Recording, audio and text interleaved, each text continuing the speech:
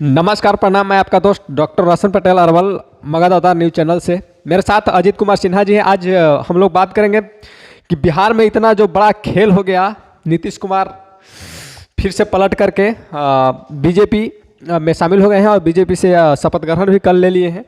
तो आज इस वीडियो में आप लोग लास्ट तक बने रहेंगे, तब पता चलेगा आपको कि आखिर नीतीश कुमार इतना बड़ा कदम क्यों उठाएं और आखिर उनके पीछे किसका हाथ था जो कि इतना बड़ा कदम उठाएं। और जो मनीष कश्यप का जो भविष्यवाणी थी, जो बोला था कि हम जैसे हमको अरेस्ट होगा और निकलेंगे 180 दिन के बाद सरकार गिरा देंगे, तो उनका कहना बिल्कुल सही हुआ है। तो आज जानते हैं, आज हमारे साथ अजीत कुमार सिन्हा जी हैं। सूत्रों के हवाले से इनको क्या पता चला है वो आज सारी चीज़ें बताएंगे। और मनीष कश्यप का क्या इसमें योगदान है या वैसे ही बोल रहे थे, तो सारी जानकारी आज लेंगे। तो आप लोग वीडियो में बने रहें। तो सबसे पहले हमको ये जानना है कि बिहार में नीतीश कुमार जो पलटी मार करके सरकार नया बनाए हैं, तो इस पे आपको क्या राय है? वो सही किए हैं या गलत किए? सबसे पहले ये बताइए, उसके बाद फिर कहानी आगे चलेगी। नीतीश जी अपने नज़र में तो अच्छा किए हैं, क्योंकि उनको रिकॉर्ड बनाना है, बड़े रिकॉर्ड बनाना है। वो एक तरह के जैसे कपिल देव क्रिकेट में बड़े रिकॉर्ड बनाए, उसी तरह ही अपने राजनीतिक में बड़े रिकॉर्ड बना रहे हैं। अभी तक 70 साल से ऊपर कोई लगातार मुख्यमंत्री नहीं रहे थे। एक रहे थे 70 साल कुछ दिन, 80 दिन के लिए। ये रहे हैं 70 साल 154 दिन लगातार हो गया इनका। तो एक तो ये बड़े रिकॉर्ड बन गया। लगातार 9वीं बार कोई भी मुख्यमंत्री नहीं बना है, ये दूसरा बड़े रिकॉर्ड बना। अभी और देखिए क्या क्या बड़े रिकॉर्ड बनाएंगे। और इनके मन में चलता है, इससे बिहार की सारी जनता वाकिफ़ हो गई है कि मुख्यमंत्री नहीं बदलेगा, सरकार बदलेगी, पार्टी बदलेगी, लेकिन मुख्यमंत्री नहीं बदलेगा। मुख्यमंत्री एक ही रहेगा, वो नीतीश कुमार जी है। अब देखिए इनका कितना दिन तक ये सत्ता चलेगा। तो इसलिए इनके मन में जो चल रहा है वो सब जनता जानती है। और इसलिए मनीष कश्यप ने भी ये बोल दिया था कि 180 दिन में सरकार बदल जाएगी। वो जानते थे कि राजद के साथ इनके साठगांठ नहीं बैठेगा। जब बीजेपी के साथ नहीं बैठा तो राजद के साथ क्या बैठेगा? तो अभी तो देखिए बीजेपी का क्या तालमेल चलता है, क्या इनको पढ़ाया गया बीजेपी के द्वारा, राजद के द्वारा क्या इनको कष्ट हुआ है, ये अभी साबित नहीं हो रहा है। कुछ दिन में ये अपने उगलेंगे कि हमको क्या राजद के साथ कष्ट हुआ, बीजेपी के साथ क्या फायदा हुआ है। नहीं तो मुख्यमंत्री नीतीश कुमार जी ने बता रहा था कि कांग्रेस, हमको आरजेडी से कोई उतना ज़्यादा दिक्कत नहीं थी, कांग्रेस जो है उससे हमको प्रॉब्लम था। कांग्रेस से क्या प्रॉब्लम है वो थोड़ा सा आप बताइए। कांग्रेस के साथ क्या प्रॉब्लम रहेगा? इन्होंने इंडिया गठबंधन किया था कि हमें प्रधानमंत्री के लिए दावेदार घोषित करेगा।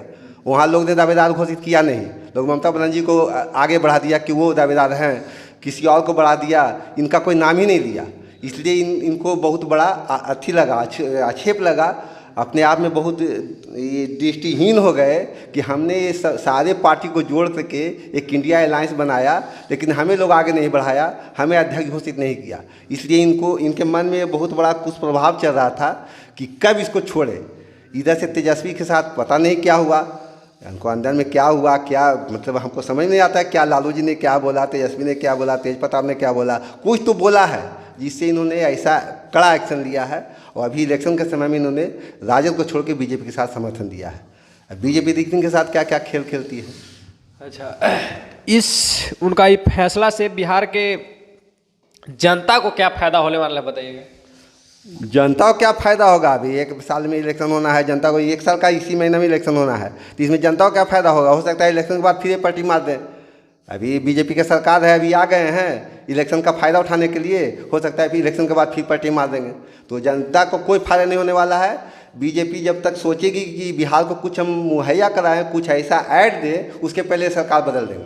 ये देख लीजिएगा, ये होने वाला है। इसके पहले भी बिहार को विशेष राज्य का दर्जा देने वाली थी बीजेपी, लेकिन इन्होंने पार्टी पलट दिया तो सरकार बैक हो गई। अब फिर देखिएगा वही होगा। जैसे ही उन्होंने बिहार का विशेष राज्य का दर्जा देने के लिए सोचेगा, कुछ ऐसा सुनगुन चलेगा, ये पार्टी बदल करके फिर राजद में शामिल हो जाएंगे और राजद के साथ सरकार बनाएंगे। इसमें इनका गलती नहीं है, गलती बीजेपी और राजद का है, जो इनको गोद में खिला रहा है। जैसे कोई तो बच्चा रहता है ना, बहुत अच्छा बच्चा रहता है, वो सबको सोचता है कि हम गोद में लेके खिलाएं। उसी तरह अभी नीतीश कुमार हो गए, बहुत अच्छा बच्चा है, कभी राजद के गोद में खेलते हैं, कभी बीजेपी के गोद में खेलते हैं। ये बच्चा बन के गोद में खेल रहे हैं। ये बीजेपी और राजद का गलती है कि इनको खिला रहा है। तो जैसे कि आप लोग सुने, देखें, समझें कि नीतीश कुमार इस समय बच्चा बन चुके हैं कभी कुदक करके राजद के गोदी में चल जाते हैं तो कभी कुदक करके बीजेपी के गोदी में चल जाते हैं। तो इस तरह का उनका करने से उनका छवि पर प्रभाव पड़ेगा या नहीं? अब इसका छवि पर क्या प्रभाव पड़ना है, इतना छवि पर प्रभाव पड़ा चुके हैं ना, इनको सारा लोग जान चुका है कि ये पलटू राम बन गए हैं। जैसा कि राजद ने बोला है कई बार कि ये पलटू राम है, बीजेपी ने बोला है ये पलटू राम है, कब पलटी मार देंगे इनका कोई पता नहीं है, एक बैग की पलटी मार देंगे। जैसे होता है ना बच्चा खेलते खेलते गुलाटी मार देता है, उसी तरह ये खेलते खेलते गुलाटी मार देंगे। ये राजद अभी समझ भी नहीं पाया था, 2 दिन के अंदर इन्होंने डिसीजन लिया, ललन सिंह से अध्यक्ष पद वापस लिया। अध्यक्ष पद वापस लेने के बाद इन्होंने मीटिंग किया बीजेपी के साथ और तुरंत पलटी मार के रात में घोषणा किए कि हम इस्तीफा देते हैं, दिन में सरकार बना देती है। ये हमको लगता है राज्यपाल का भी यहाँ पर कुछ कमी है कि तुरंत इनको सरकार बनाने क्यों दिया।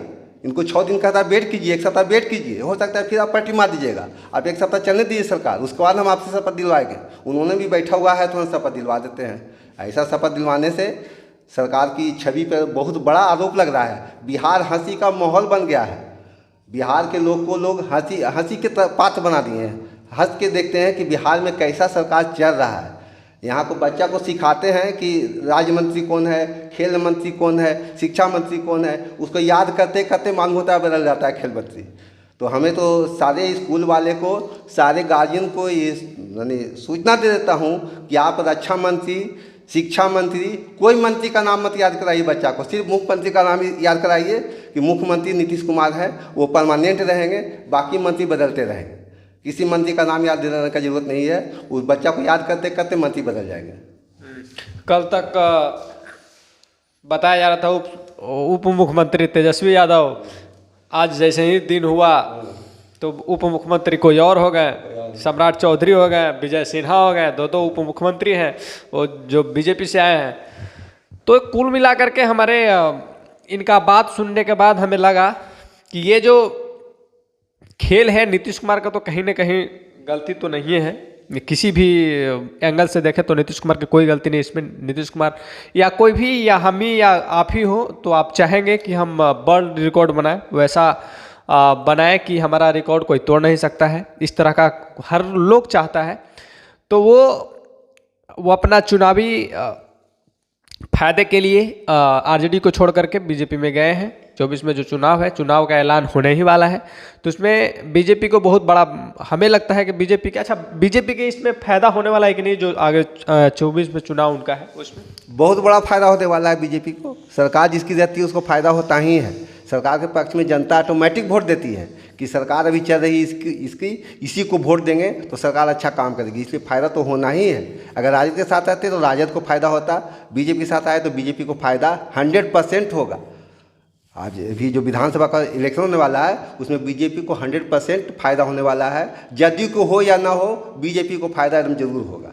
हाँ, तो जैसे कि आप लोग सुने कि जो चुनाव होने वाला है इसमें भारतीय जनता पार्टी को बहुत फायदा होने वाला है।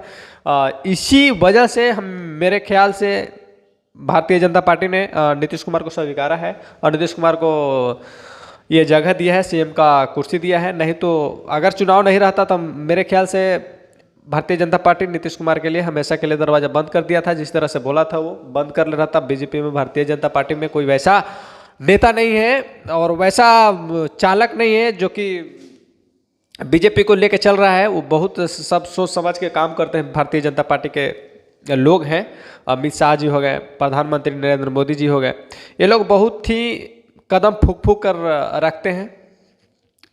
दूध से जले मुंह, मट्ठा भी लोग फूक फूक कर पिएंगे। नीतीश कुमार एक बार धोखा दे चुके हैं तो इनको इतना आसानी से एक्सेप्ट कर लिए। ये सिर्फ और सिर्फ जो चुनाव है उसका चुनाव को मध्य रखते हुए कि कहीं ना कहीं भारतीय जनता पार्टी को बेनिफिट होने वाला है। और जाहिर सी बात है बेनिफिट होगा, जिनका गवर्नमेंट है उनको लोग तो सपोर्ट करता ही करता है। तो इसीलिए इसी मद्देनजर रखे हुए मनीष कश्यप का इसमें कोई बड़ा ये रोल नहीं है। मनीष कश्यप बोले थे यही सब देख करके, जिस तरह से हम लोग बोल रहे हैं, ये अभी भी बोले कि हो सकता है 2-4 महीना बाद, चुनाव के बाद ये फिर आरजेडी में जाए। जिस तरह से अजीत कुमार सिन्हा जी ने बोला हो सकता है चल जाएगा, तो ये नहीं कहेंगे कि अजीत कुमार सिन्हा जी का कोई पीछे हाथ है, ऐसा नहीं है। ये अनुमान किया जा रहा है। उसी अनुमान के तहत मनीष कश्यप जी ने बोल दिया था और सच साबित हुआ। तो हो सकता है बदलेंगे या न भी बदलें। तो थैंक्स, धन्यवाद, बस इतना ही इस वीडियो में। धन्यवाद आप सभी को। जहानाबाद से मैं अजीत सिन्हा रोशन पटेल के साथ।